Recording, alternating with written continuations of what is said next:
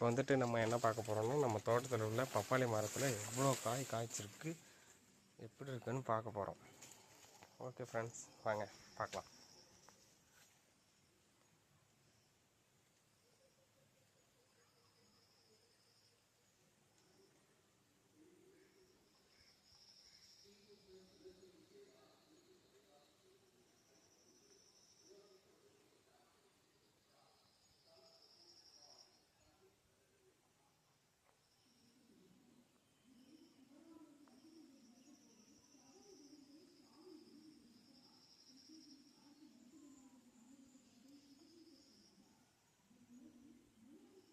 பார்த்தீங்களா ஃப்ரெண்ட்ஸ், எவ்வளோ பப்பாளி பழம் நம்ம தோட்டத்தில் இருக்க மரம் வச்சுருக்குன்னு பாருங்கள்.